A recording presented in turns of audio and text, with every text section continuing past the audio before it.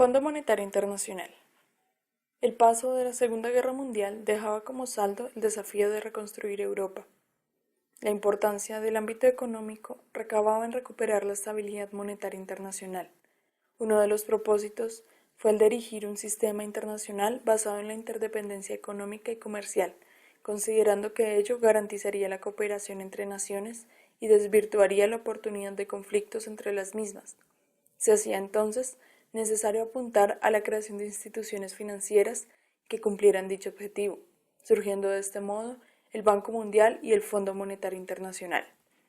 El Fondo Monetario Internacional fue creado en 1945, producto de los acuerdos de Bretton Woods, como una institución delegada a velar por la estabilidad del sistema monetario internacional.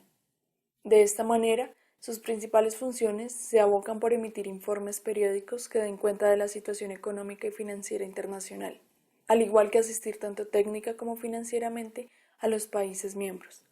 En cuanto a la asistencia técnica, se encomendó en el Fondo Monetario Internacional la formulación de recetarios en materia de política económica, que deben ser adoptados e implementados por los países a fin de reducir problemas y eventuales circunstancias de inestabilidad económica que puedan desembocar en crisis económica o financiera.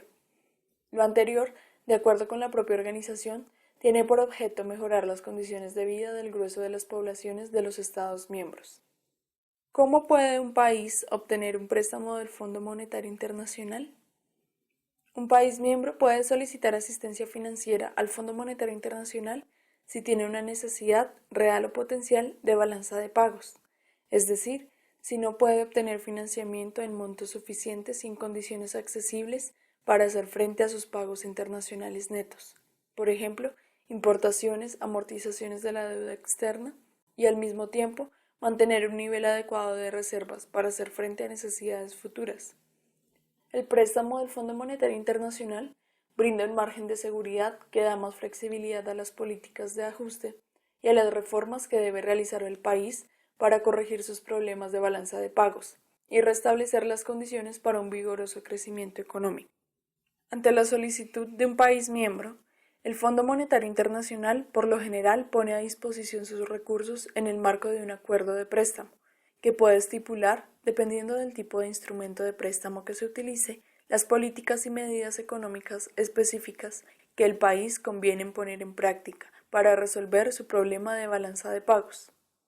El país, en consulta con el Fondo Monetario Internacional, elabora el programa de política económica que sirve de base para el acuerdo y en la mayoría de los casos lo presenta en una carta de intención al directorio ejecutivo de la institución.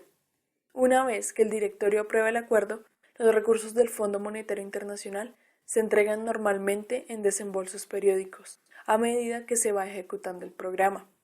Algunos acuerdos proporcionan a los países que presentan un buen desempeño una sola oportunidad de acceso directo a los recursos del Fondo Monetario Internacional, lo que significa que no están sujetos a compromisos en materia de políticas.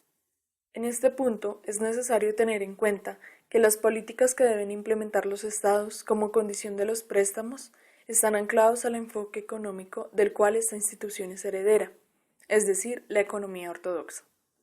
En este sentido, los programas de ajuste dictados por el Fondo Monetario Internacional están dirigidos a fomentar en los Estados la apertura externa, la liberalización en el funcionamiento de los mercados, el impulso a la privatización y la desregulación.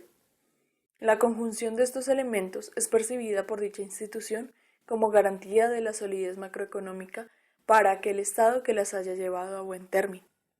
Ahora bien, entendiendo que son muchos los estados inmersos bajo esta dinámica, se puede hablar de un efecto generalizante en la aplicación de estas medidas.